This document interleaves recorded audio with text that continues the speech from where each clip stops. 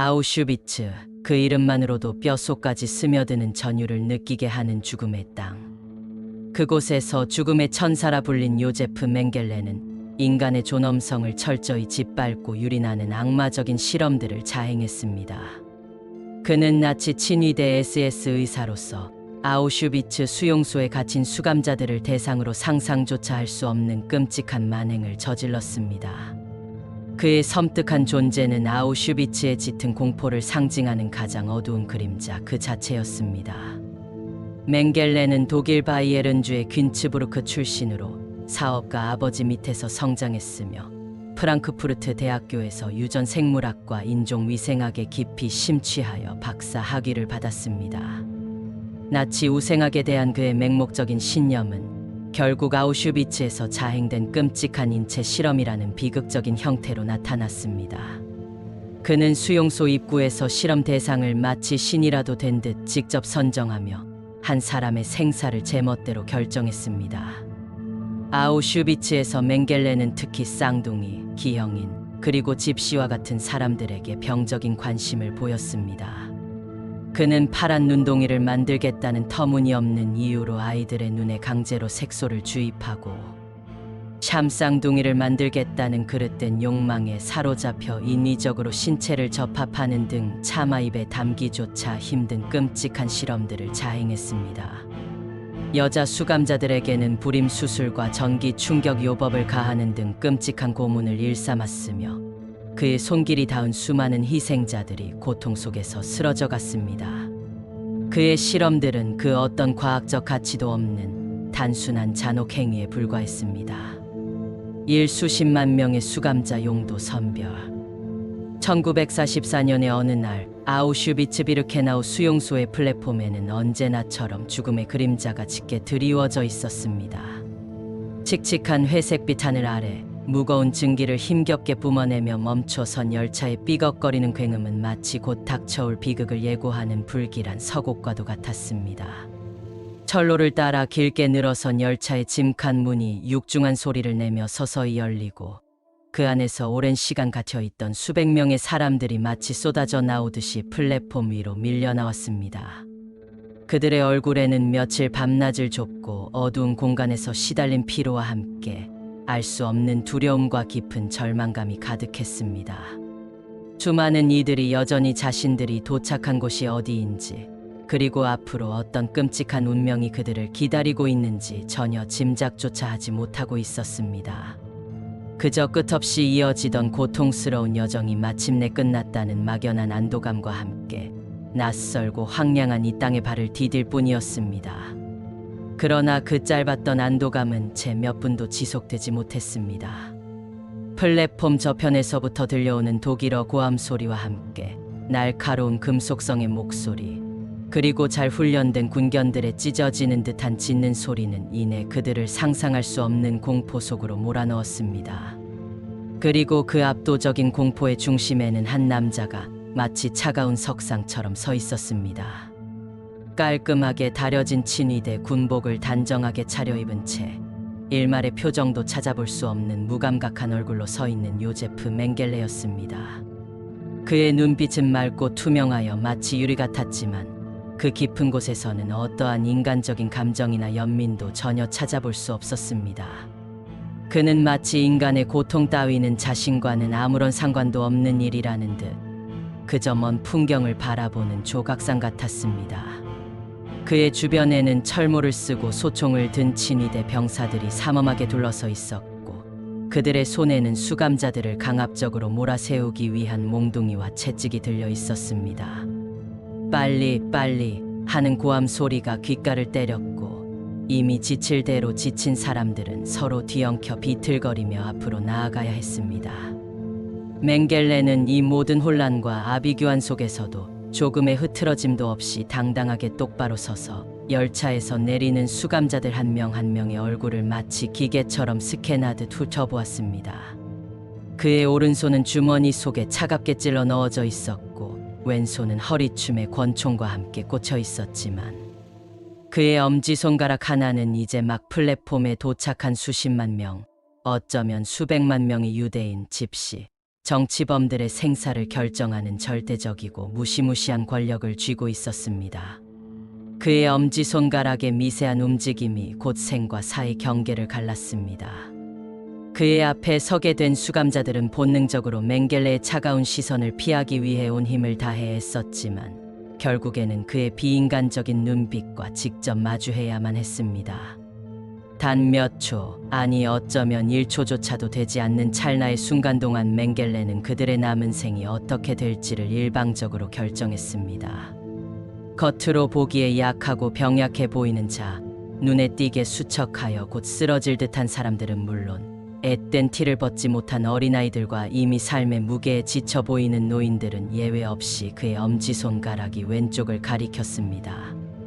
왼쪽은 곧 지옥의 문을 여는 열쇠였으며 가스실로 직행하는 죽음의 행렬을 의미했습니다.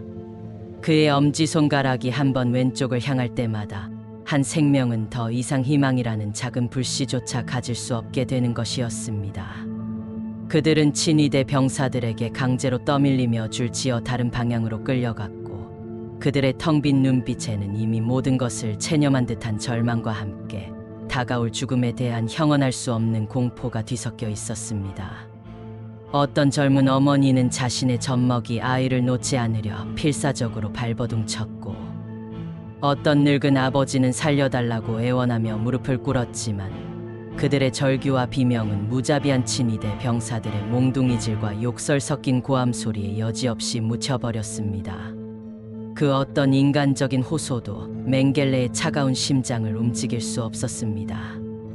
맹겔레는 이 모든 끔찍한 광경을 지켜보면서도 눈 하나 깜짝하지 않았습니다. 그의 얼굴에는 일말의 동정심이나 망설임, 심지어는 작은 표정의 변화조차 찾아볼 수 없었습니다. 그는 마치 공장에서 불량품을 가려내듯 인간의 생명이라는 가장 숭고한 가치를 차갑고 기계적으로 재단하고 있었습니다. 그의 머릿속에는 오직 나치의 광기 어린 인종 이론과 비뚤어진 우생학적 이념, 그리고 자신의 끔찍한 인체 실험에 대한 병적인 집착만이 가득했을 것입니다. 그에게 인간은 그저 실험의 재료일 뿐이었습니다. 그는 가끔씩 고개를 갸우뚱하며 수감자들을 평소보다 더 자세히 살펴보기도 했습니다. 예를 들어 한 가족이 그의 앞에 섰을 때 그는 잠시 걸음을 멈추고 그들을 유심히 응시했습니다. 젊은 아버지, 겁에 질린 어머니, 그리고 2명의 어린 자녀들이었습니다. 아이들은 피곤함과 배고픔에 지쳐 작은 울음을 터뜨리고 있었고 어머니는 아이들을 필사적으로 품에 안고 맹겔레의 눈치를 살피며 작은 희망이라도 찾으려는 듯했습니다. 맹겔레는 그들을 한참 동안 마치 미지의 생물을 관찰하듯 차갑게 바라보다가 느릿하게 그러나 단호하게 엄지손가락을 왼쪽으로 가리켰습니다. 아이들의 울음소리는 더욱 커졌고 어머니는 모든 것을 잃은 듯한 절규를 토해냈지만 그들은 모두 예외 없이 죽음의 행렬에 강제로 합류해야만 했습니다. 그의 판단은 절대적이었고 그 누구도 거스를 수 없었습니다. 반면 오른쪽으로 보내진 사람들은 당장은 죽음을 면할 수 있었지만 그들의 운명 역시 비참하기 그지없었습니다. 이들은 강제 노동과 함께 맹겔레의 비인간적인 인체 실험 대상으로 분류되었습니다. 이들은 사실상 죽음의 그림자 아래에서 매 순간 고통스러운 삶을 이어가야 했습니다. 그들의 하루하루는 생존을 위한 처절한 투쟁이었고 조금이라도 나약한 모습을 보이거나 쓸모없다고 판단되는 순간 그들 역시 언제든 가스실로 보내질 수 있는 위태로운 존재들이었습니다. 맹겔레는 주로 육체적으로 젊고 건강하여 노동력이 있다고 판단되는 사람들을 오른쪽으로 보냈지만 그들이 겪어야 할 삶은 지옥과 다름없었습니다. 그들에게는 인간적인 존엄성이나 최소한의 권리조차 허락되지 않았습니다. 그들은 그저 수용소 시스템의 부속품이자 맹겔레의 끔찍한 실험 목적을 위한 하찮은 도구에 불과했습니다. 혹독한 강제 노동, 극심한 굶주림, 열악한 위생 상태로 인한 각종 질병, 그리고 끝없이 이어지는 친위대 병사들의 잔혹한 학대 속에서 수많은 사람들이 하루가 멀다 하고 쓰러져 갔습니다. 플랫폼에서 살아남았다고 해서 그들에게 구원이 찾아온 것은 아니었습니다. 오히려 더 길고 참혹한 고통의 터널로 진입한 것이나 마찬가지였습니다. 맹겔레는 특히 쌍둥이, 난쟁이, 그리고 다른 수감자들과는 다른 특이한 신체적 특징을 가진 사람들에게 병적인 집착과 혐오가 뒤섞인 관심을 보였습니다. 그가 플랫폼에서 쌍둥이를 발견할 때면 그의 평소 차가웠던 눈빛에는 일순간 기이하고 섬뜩한 흥미가 스쳐 지나갔습니다. 그는 그들을 다른 수감자들과는 달리 특별히 따로 분류하여 자신의 실험실로 보냈습니다. 그곳에서 쌍둥이들은 상상조차 할 수 없는 잔혹한 의학 실험의 무고한 희생양이 되었습니다. 그들은 끊임없이 주사를 맞고 정체를 알 수 없는 약물을 강제로 투여받았으며 때로는 서로의 신체를 절단하고 이식하는 끔찍한 실험에도 비자발적으로 동원되었습니다. 맹겔레는 이러한 극악무도한 실험을 통해 인종 우월주의에 기반한 유전학적 비밀을 밝히고자 했지만 그 과정은 오직 고통과 죽음만을 남겼습니다.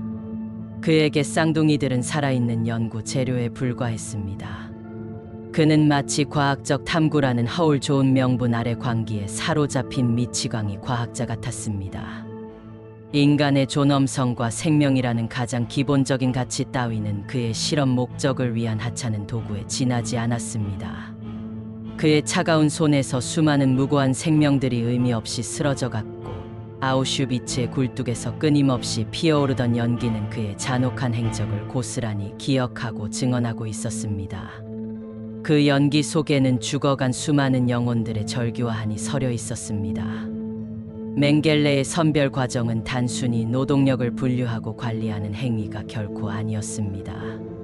그것은 나치 독일이 구축한 대규모 살상 시스템의 가장 핵심적인 작동 원리이자 그 자신이 이 시스템을 무자비하게 작동시키는 가장 중요한 톱니바퀴였습니다. 그는 자신의 엄지손가락 하나로 직접적으로 수십만 명, 어쩌면 수백만 명의 생명을 죽음으로 내몰았고 그들의 마지막 절규는 아우슈비츠의 차가운 벽에 영원히 울려 퍼질 것입니다. 그의 엄지손가락이 좌우로 움직일 때마다 발생했던 그 끔찍한 비극은 인류 역사상 가장 잔혹하고 치욕스러운 페이지 중 하나로 영원히 기록될 것입니다. 이 수천 명의 쌍둥이 실험. 아우슈비츠의 잿빛 하늘 아래 요제프 맹겔레라는 이름은 죽음의 그림자처럼 드리워져 있었습니다. 사람들은 그를 죽음의 천사라 불렀고 그의 실험실은 생지옥과 다름없었습니다.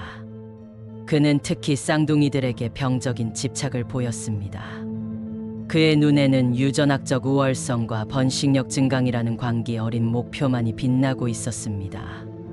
수천 명의 무고한 쌍둥이들이 그의 손에 의해 잔혹한 운명을 맞이해야 했습니다. 이들은 독일의 미래를 위해 희생되어야 할 존재로 여겨졌지만 실상은 맹겔레의 개인적인 과학적 야심과 뒤틀린 호기심의 희생양일 뿐이었습니다. 차가운 실험실 탁자에 뉘인 아이들의 눈망울은 공포에 질려 있었습니다. 그들의 작은 가슴은 두려움으로 격렬하게 뛰고 있었지만 그 누구도 그들의 비명을 들어주지 않았습니다. 맹겔레는 먼저 쌍둥이들을 일란성과 이란성으로 세밀하게 분류했습니다. 마치 상품을 고르듯 그는 자신의 연구 목적에 맞는 희생양들을 신중하게 선택했습니다. 그의 기준은 철저히 유전적 특성과 실험 가치에 기반을 두었으며 인간적인 감정이나 도덕적 판단은 개입할 여지가 없었습니다. 그리고 시작된 것은 상상을 초월하는 잔혹한 실험의 향연이었습니다. 그의 실험은 정교하게 계획되었지만 그 내용은 인간으로서 상상할 수 없는 비인간적인 행위들로 가득했습니다. 한 쌍둥이에게는 치명적인 병원균을, 예를 들어 티푸스나 말라리아 같은 질병을 주입하고 다른 쌍둥이에게는 아무것도 주입하지 않은 채 대조군으로 삼았습니다. 어린 생명체들이 고통 속에서 신음하며 서서히 죽어가는 모습을 그는 아무런 감정 없이 냉철하게 관찰했습니다. 그의 미동 없는 눈동자에는 오직 데이터와 결과를 얻으려는 욕망만이 읽히는 듯했습니다.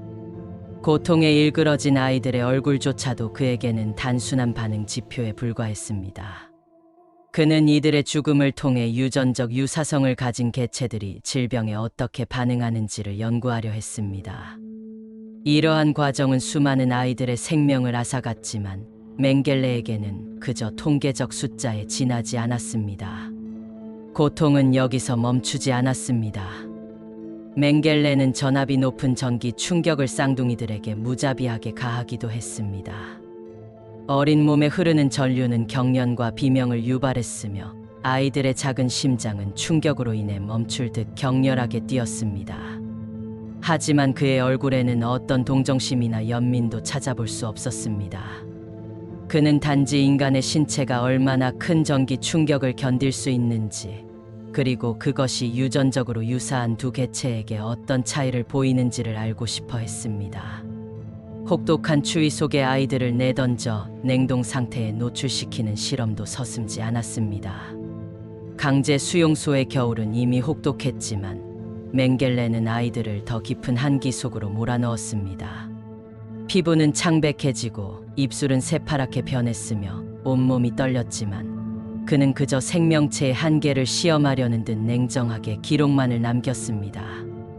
아이들의 몸이 저체온증으로 마비되고 심장이 느려지는 과정을 그는 섬뜩할 정도로 자세히 관찰했습니다. 이 실험들은 인체의 극한 저항력을 측정하고 특정 환경 요인이 유전적 요인에 의해 어떻게 다르게 작용하는지를 파악하려는 의도를 가졌습니다. 그의 광기는 인간의 외형, 특히 눈 색깔마저 바꾸려는 기괴한 시도로 이어졌습니다. 아이들의 맑고 순수한 눈에 염색약이나 기타 화학 약품을 직접 주입하는 만행을 저질렀습니다. 아름다운 눈동자는 서서히 탁해지고 끔찍한 통증으로 인한 비명은 실험실을 가득 채웠습니다. 하지만 맹겔레는 조금도 흔들리지 않았습니다. 어떤 아이들은 이 과정에서 극심한 감염으로 인해 실명하거나 심지어 영원히 눈을 감기도 했습니다. 그들의 죽음은 맹겔레에게 아무런 가책도 주지 않았습니다. 오히려 그는 사망한 아이들의 눈을 해부하여 그의 기괴한 컬렉션에 추가했습니다. 유리병 속에서 빛을 잃은 눈들은 그의 잔혹한 연구의 증거로 병리학적 표본으로 보관되었습니다. 그는 눈 색깔의 유전적 메커니즘을 밝혀내고 인위적으로 이를 조작할 수 있는 방법을 찾으려 했습니다. 이는 아리안족의 푸른 눈, 금발을 이상적인 형질로 여기던 나치 이데올로기와 깊이 연관된 실험이었습니다. 더욱 끔찍한 것은 장기를 떼어내어 이식하는 수술이었습니다. 그는 한 쌍둥이의 몸에서 건강한 장기를 적출하여 다른 쌍둥이에게 이식하려 시도했습니다. 생체 해부와 장기 적출은 그의 일상적인 실험 과정이었으며 이는 마취 없이 이루어지는 경우도 많았습니다. 만약 한 쌍둥이가 병원균 감염으로 고통받다 결국 사망하면 그는 나머지 쌍둥이마저 살해하여 두 시체의 장기를 비교 분석하는 잔혹함을 보였습니다. 이는 유전적으로 동일한 두 개체의 장기가 질병에 어떻게 반응하고 사망 후 어떤 변화를 겪는지를 관찰하려는 끔찍한 목적에서 이루어졌습니다. 마치 조립 라인의 부품을 다루듯이 그는 인간의 존엄성을 철저히 무시했습니다. 아이들의 몸은 그저 해부학적 연구를 위한 재료에 불과했으며 그들의 생명은 아무런 가치도 인정받지 못했습니다. 어느 날 집시 쌍둥이 소년들이 그의 실험실로 끌려왔습니다. 그들의 순진한 눈빛에는 이미 죽음의 그림자가 드리워져 있었습니다. 맹겔레는 그들을 이용하여 인위적인 샴 쌍둥이를 만들려는 상상조차 할 수 없는 시도를 했습니다. 그는 두 소년의 등을 서로 꿰매어 혈관과 기관을 인위적으로 연결하려 했습니다. 바늘과 실이 어린 살을 뚫고 지나갈 때마다 아이들의 비명은 실험실 복도를 울렸지만 그의 손은 조금도 멈추지 않았습니다. 극심한 고통 속에서 3일을 버티지 못하고 두 소년은 결국 싸늘한 주검이 되어야 했습니다. 그들의 몸은 서로 붙은 채 끔찍한 실패작으로 남았습니다. 이 시도는 맹겔레의 정신병적인 잔혹성과 인간성을 완전히 상실한 면모를 여실히 보여주었습니다. 그는 유전적 유사성을 가진 두 개체를 하나로 합쳤을 때 발생할 수 있는 생리학적 변화를 관찰하고 싶어 했습니다. 하지만 그 결과는 오직 더 큰 고통과 죽음뿐이었습니다. 그는 또한 쌍둥이들에게서 피를 뽑아내는 실험을 했습니다. 인간의 몸에서 얼마나 많은 피를 뽑을 수 있는가라는 질문에 답하기 위해 그는 어린 생명들의 몸에서 피를 거의 완전히 제거했습니다. 죽을 때까지 얼마나 많은 피를 뽑을 수 있는지 확인하려는 잔혹한 목적이었습니다. 어린 생명들은 혈액을 잃어 서서히 생명을 잃어갔고 실험실 바닥은 붉게 물들어갔습니다. 수많은 쌍둥이가 과다출혈로 목숨을 잃었으며 그들의 시체는 다른 실험체들과 마찬가지로 냉동실에 보관되거나 소각되었습니다. 그에게 아이들의 생명은 그저 하나의 데이터에 불과했습니다.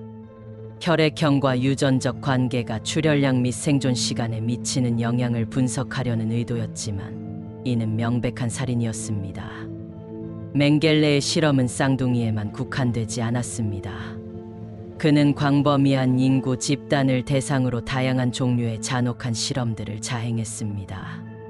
1000명이 넘는 사람들에게 말라리아를 강제로 감염시키고 그들에게 정체불명의 실험적인 약물을 투여하여 치료하는 연구를 진행했습니다.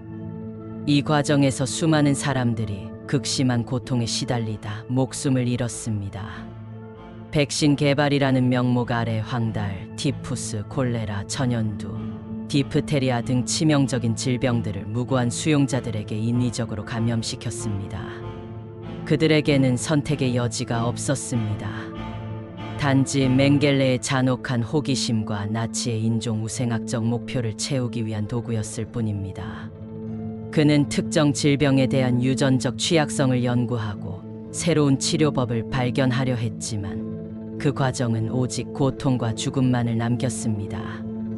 이 실험들은 아리안족의 건강과 면역력을 증진시키기 위한 연구의 일환으로 포장되었지만 실상은 인간을 대상으로 한 생체 실험이었습니다.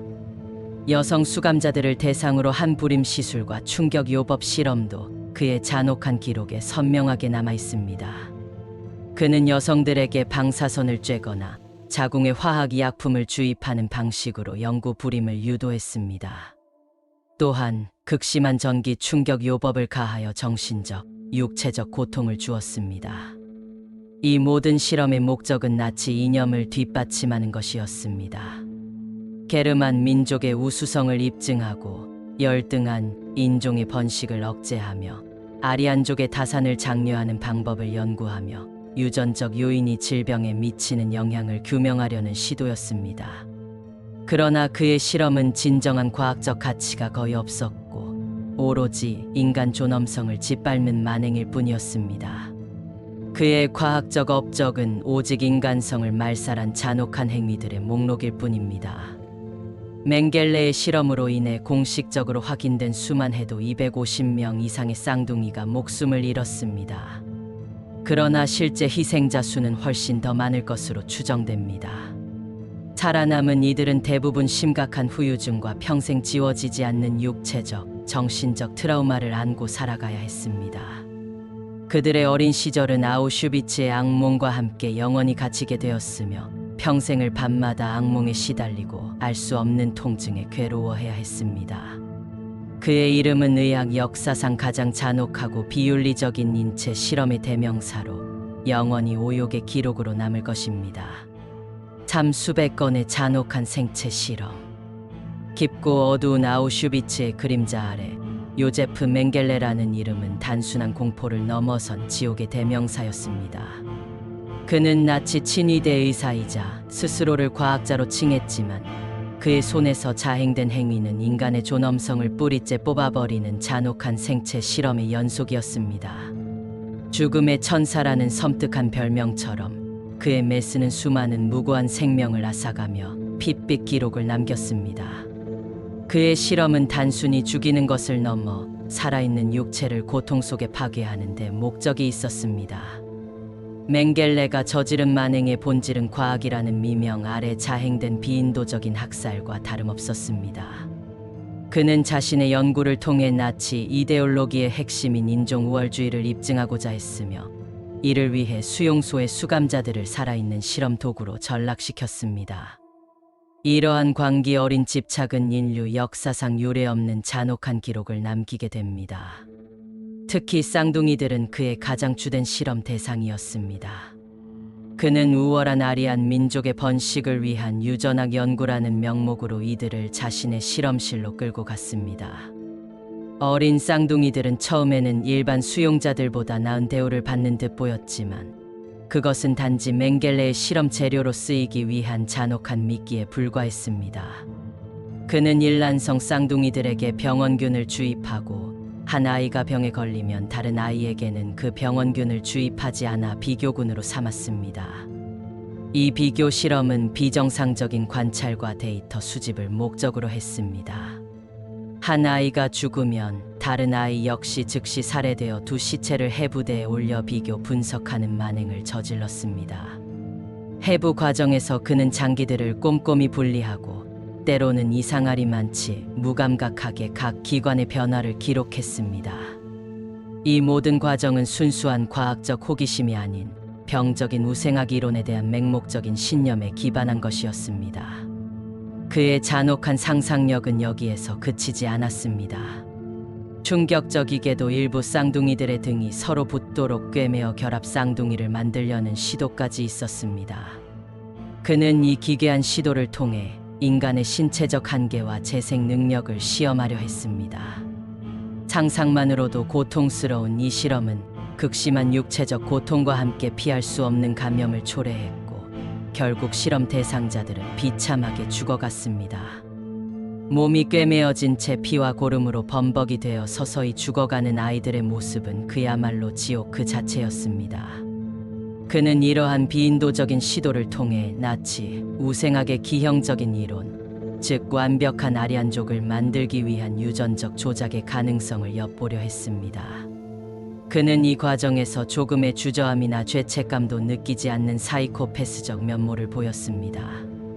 쌍둥이 외에도 난쟁이, 로민, 유대인 등 수많은 수감자들이 그의 손에 의해 처참한 생체 실험의 희생양이 되었습니다. 아우슈비츠에 도착한 이들은 마치 도축장으로 끌려가는 가축처럼 분류되었고 맹겔레의 눈은 항상 특별한 대상을 찾아 번뜩였습니다. 난쟁이들에게는 성장 호르몬을 주입하거나 골격 구조를 변형시키는 실험을 진행했고 로민들에게는 특정 질병에 대한 면역력을 연구한다는 명목으로 감염 실험을 강행했습니다. 이러한 실험들은 대부분 과학적 가치가 미미하거나 전혀 없었으며 오로지 맹겔레 개인의 비뚤어진 호기심과 나치 이데올로기를 위한 도구로만 사용되었습니다. 특히 여자 수감자들에게는 더욱 끔찍한 고통이 가해졌습니다. 그는 여성의 생식 능력을 말살시키기 위한 강제 불임 수술을 자행했습니다. 마취도 없이 자궁을 적출하거나 고압 전류를 이용한 충격 요법을 통해 신체를 파괴하고 결국 죽음에 이르게 하는 잔혹한 행위가 일상적으로 벌어졌습니다. 전기 충격으로 몸이 경련하고 비명을 지르는 여성들의 모습은 맹겔레에게 어떤 감흥도 주지 못했습니다. 그는 이 모든 과정을 차가운 의사의 시선으로 관찰하며 기록했습니다.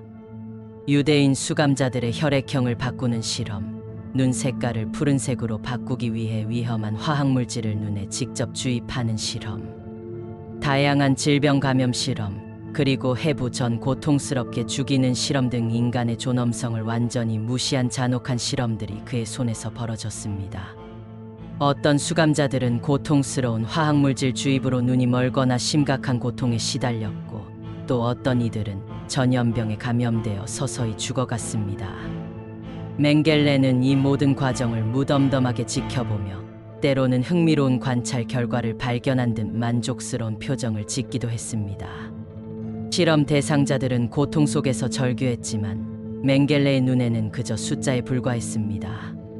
그는 이들을 인간으로 보지 않고 단지 데이터를 얻기 위한 살아있는 도구 혹은 소모품으로 취급했습니다. 그는 사망자들의 눈을 수집하는 기괴한 취미까지 가지고 있었으며 이는 그의 광기 어린 집착을 여실히 보여줍니다. 유리병에 담긴 채 줄지어 있는 희생자들의 눈은 맹겔레의 병적인 심리를 대변하는 섬뜩한 증거물이었습니다. 헝가리 출신 유대인 의사 니슬리 미클로시는 맹겔레의 조수로 일하며 이러한 참혹한 실험들을 기록했습니다. 니슬리는 비록 맹겔레의 조수였지만 그의 기록은 맹겔레의 잔혹한 행위를 후대에 알리는 중요한 증거가 되었습니다. 니슬리는 이 지옥 같은 환경 속에서 살아남아 맹겔레의 실험에 대한 생생한 증언을 남겼고, 이는 이후 전범 재판에서 중요한 증거 자료로 활용될 수 있었습니다. 니슬리 미클로시의 증언에 따르면 맹겔레는 실험 대상자들에게 일반 수감자들보다 나은 환경을 제공하는 것처럼 보였으나, 이는 그들을 실험 재료로 더 오래, 더 효율적으로 사용하기 위한 기만적인 술책에 불과했습니다. 이러한 모든 실험들은 나치 이데올로기의 광기, 즉 인종위생학에 대한 맹겔레의 맹목적인 믿음에서 비롯된 것이었습니다. 그는 프랑크푸르트 대학교에서 박사 학위까지 받은 인물이었지만, 그의 지식은 선량한 목적이 아닌 인류에게 지울 수 없는 상처를 남기는 데 사용되었습니다. 그의 학문적 배경은 오히려 그의 잔혹함을 정당화하는 도구로 변질되었으며, 과학의 이름으로 저질러진 극악무도한 범죄의 대표적인 사례로 남게 되었습니다. 그는 자신의 행위가 인류의 발전에 기여한다고 굳게 믿었으며, 자신을 비난하는 이들을 이해하지 못했습니다. 제2차 세계대전이 끝나고 나치 전범들이 심판받는 와중에도 맹겔레는 교묘하게 전범 추적을 피하며 남미로 도피했습니다. 올리비에 게지의 소설 나치 의사 맹겔레의 실종에서 묘사되듯이, 그는 여러 가짜 신분으로 위장하고 가족의 도움을 받아 도피 자금을 조달하며 죽을 때까지 숨어 지냈습니다. 아르헨티나, 파라과이, 브라질 등 남미 여러 나라를 전전하며 그는 끊임없이 신분을 바꾸고 자신의 과거를 숨기려 했었습니다. 하지만 그의 마음속에는 죄책감이나 뉘우침 대신 나치의 영광스러웠던 시절과 자신의 연구에 대한 집착만이 가득했습니다. 뉘우침이나 죄책감 없이 과거를 그리워하며 살았던 그는 1979년 브라질에서 익사하며 비참한 삶을 마감했습니다. 40여 년간의 도피 생활 끝에 맞이한 죽음은 어쩌면 그가 저지른 죄에 비하면 너무나 평온한 결말이었을지도 모릅니다. 그러나 그의 죽음은 그가 남긴 끔찍한 유산과 피해자들의 고통을 지울 수는 없었습니다. 맹겔레의 이야기는 단순한 역사적 사실을 넘어 인간의 존엄성과 과학적 윤리에 대한 영원한 질문을 던집니다. 아우슈비츠의 문신가와 같은 소설들에서 랄레 소콜로프와 같은 유대인들이 맹겔레의 인체 실험 협박을 받았다는 묘사는 당시의 공포가 얼마나 생생했는지를 보여줍니다. 이 소설들은 역사적 사실에 기반하여 맹겔레와 같은 인물들이 어떻게 공포를 조성하고 인간성을 말살했는지를 문학적으로 형상화하여 독자들에게 깊은 울림을 줍니다. 그의 잔혹한 행위는 단순히 과거의 이야기가 아니라 대중매체에서도 아서 아든 박사 같은 캐릭터를 통해 모티브로 활용되며 경각심을 일깨우고 있습니다. 맹겔레를 모티브로 한 다양한 창작물들은 그의 잔혹성과 인간성 상실에 대한 끊임없는 질문을 던지며 유사한 비극이 반복되지 않도록 인류에게 경고하고 있습니다. 맹겔레의 생체 실험은 인류 역사상 가장 어두운 단면 중 하나로 기록될 것이며, 그의 이름은 영원히 고통과 광기의 상징으로 기억될 것입니다. 우리는 이러한 비극을 잊지 않고 인간 존엄성의 가치를 끊임없이 되새겨야 할 것입니다. 과학의 발전이 인간성을 훼손하는 수단이 되어서는 안 된다는 준엄한 교훈을 맹겔레의 사례를 통해 영원히 기억해야 할 것입니다. 그가 남긴 그림자는 인류에게 과학적 윤리와 도덕적 책임의 중요성을 끊임없이 상기시키는 잔인한 거울이 될 것입니다. 수많은 장애인, 집시, 유대인 학살, 깊고 어두운 아우슈비츠의 심장부, 그곳에는 죽음의 천사라 불리던 그림자가 늘 존재했습니다. 그의 이름은 요제프 맹겔레.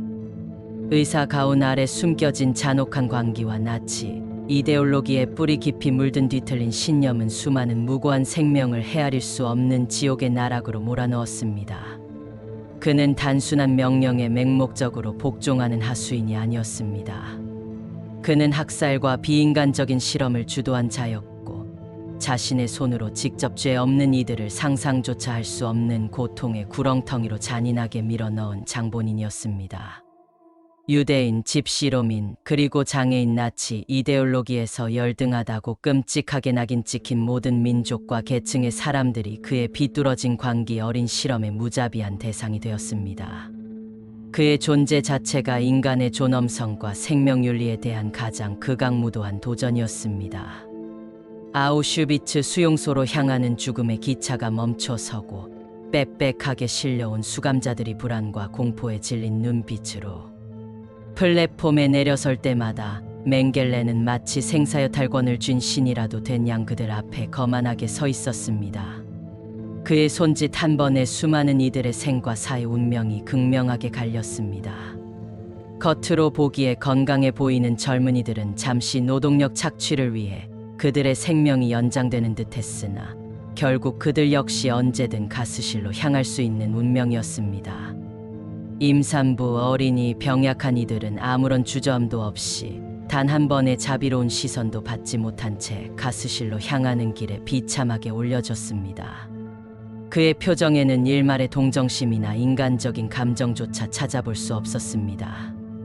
그저 무미건조하게 마치 가축을 선별하듯 인간의 존귀한 운명을 갈랐습니다.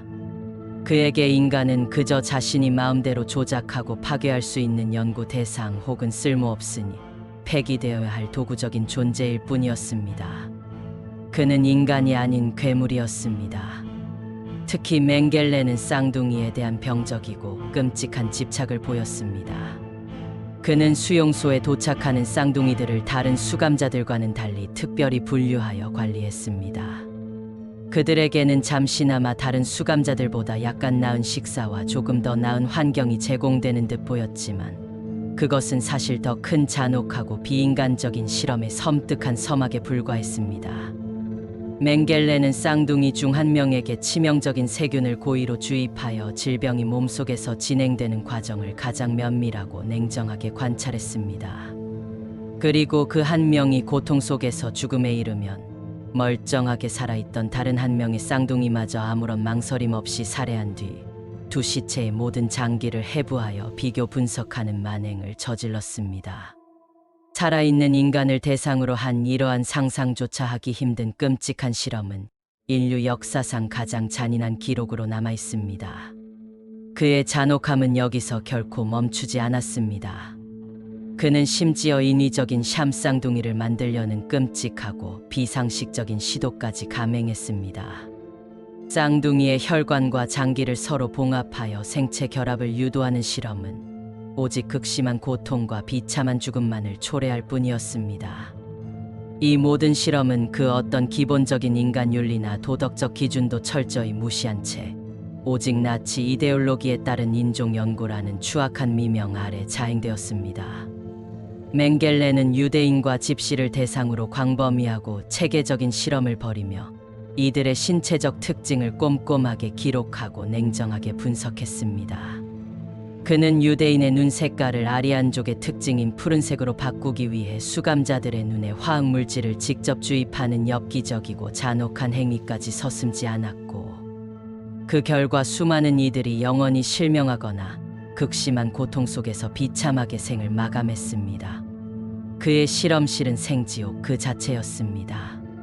수많은 집시 공동체 전체가 그의 잔혹한 소나기에 무방비하게 걸려들었습니다. 그는 집시들을 대상으로 유전병 연구라는 명목하에 그들의 삶과 존재를 완전히 파괴하는 비인간적인 생체 실험을 강행했습니다.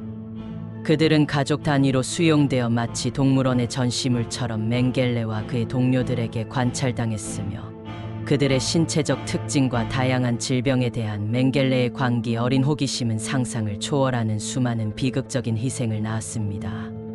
정신장애인과 신체장애인 역시 그의 예외 없는 잔혹한 희생양이었습니다.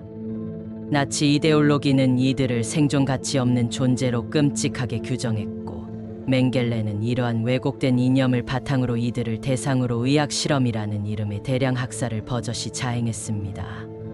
그들은 상상조차 할 수 없는 고통 속에서 속수무책으로 죽어갔지만 맹겔레에게는 그들의 죽음이 그저 실험 결과를 기록하는 차가운 통계 숫자에 불과했습니다. 그는 그 어떤 양심의 가책도 느끼지 않았습니다.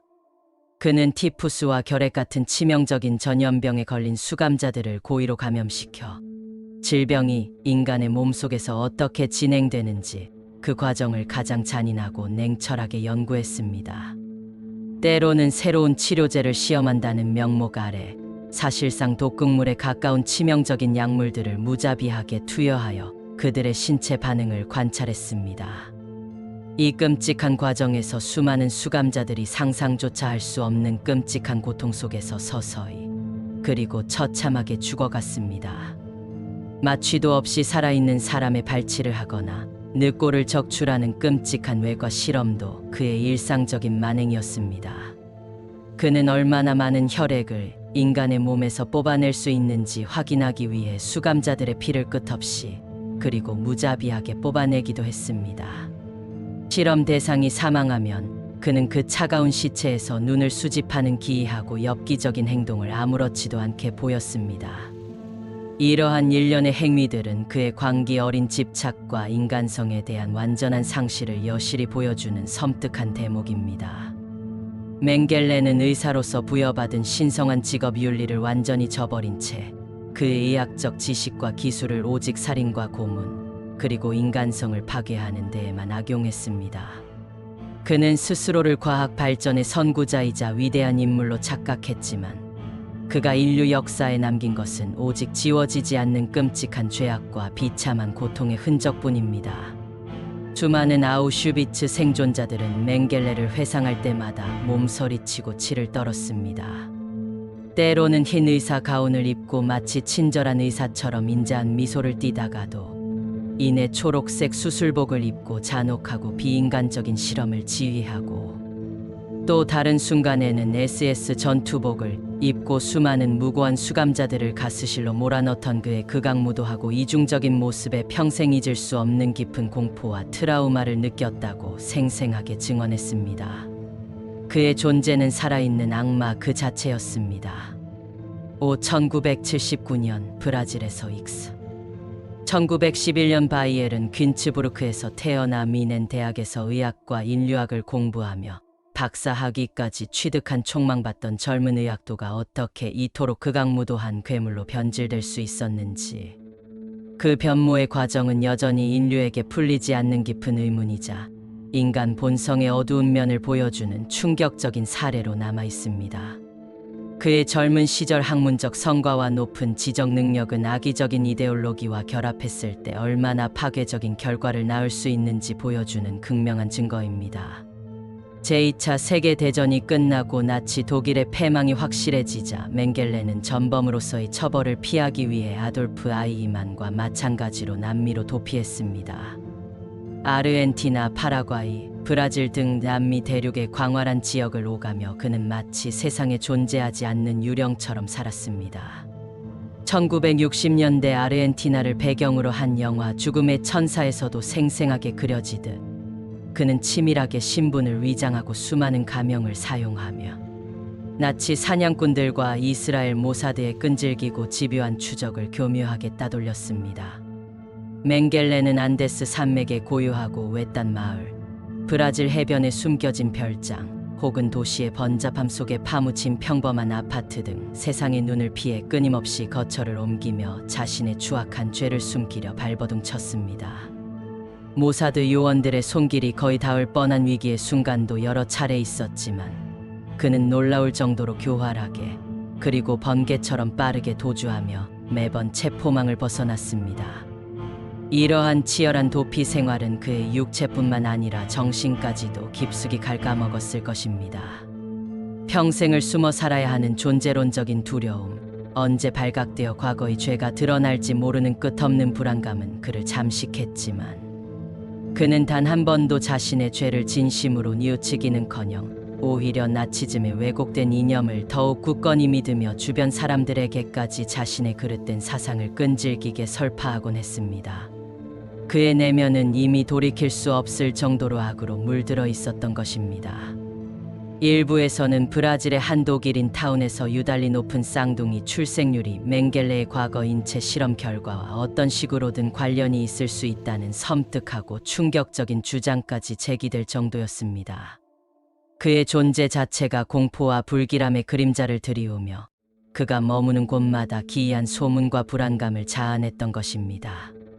그렇게 수십 년간 끈질긴 도피 생활을 이어가던 맹겔레는 결국 1979년 2월 7일 브라질의 휴양지 해변에서 수영 중 심장마비로 인한 익사라는 허무하고도 비참한 최후를 맞았습니다. 그는 생전에 그 어떤 법적 심판이나 처벌도 받지 않고 자신의 죄에 대한 책임조차 지지 않은 채 세상을 떠났습니다. 그의 죽음은 수많은 홀로코스트 생존자들과 희생자들의 유가족들에게 깊은 아쉬움과 함께 정의가 완전히 실현되지 못했다는 뼈아픈 좌절감을 안겨주었습니다. 이는 역사적 정의의 이름으로 볼 때 분명 비극적인 결말이었습니다. 그러나 그의 이름은 인류의 죄악과 의학 윤리의 파괴를 상징하는 어둠의 그림자로 영원히 역사에 각인되었습니다. 그의 육체는 사라졌을지라도 그가 저지른 극악무도한 악행의 기억은 인류의 역사 속에 깊이 새겨져 지울 수 없는 얼룩이 되었으며 후대에게 끊임없이 경고의 메시지를 보내고 있습니다. 그의 죽음은 물리적 심판은 피했을지언정 역사적 심판과 도덕적 단죄는 영원히 피할 수 없다는 사실을 분명히 보여줍니다. 아돌프 아이히만과 요제프 맹겔레, 이 두 이름은 인류 역사상 가장 어둡고 고통스러운 단면을 가장 적나라하게 보여주는 상징적인 존재들입니다. 이들의 악행은 단순한 숫자로 헤아릴 수 없으며 어떤 웅변적인 말로도 온전히 표현할 수 없는 헤아릴 수 없는 고통과 영구적인 상처를 수많은 개인과 인류 전체에 남겼습니다. 우리는 이들의 범죄가 단순한 몇몇 개인의 일탈이나 극단적인 광신적인 나치즘 추종자들의 행동에 불과한 것이 아니라 특정 이데올로기가 인간의 존엄성을 얼마나 쉽게 말살하고 얼마나 위험하고 파괴적인 결과를 초래할 수 있는지 보여주는 강력하고도 준엄한 경고임을 분명히 기억해야 합니다. 그들은 결코 고립된 악인이 아니었습니다. 그들은 당시 시스템의 중요한 일부였으며 그 시스템은 수많은 평범한 사람들의 침묵과 방관 속에서 더욱 견고하게 작동했습니다. 평범한 시민들이 설마 그런 일이 일어날까 하는 안이한 마음으로 외면하고 나와는 직접적인 상관이 없는 일이라며 등을 돌렸을 때 광기는 걷잡을 수 없이 커져갔고 결국 인류 역사상 전례 없는 비극을 초래했습니다. 이러한 자기 성찰은 우리가 과거의 비극적인 역사에서 배워야 할 가장 중요하고 근본적인 교훈 중 하나입니다. 악은 거창한 모습으로 다가오지 않고 평범함 속에 숨어들어 우리 주변에서 자라날 수 있음을 경계해야 합니다.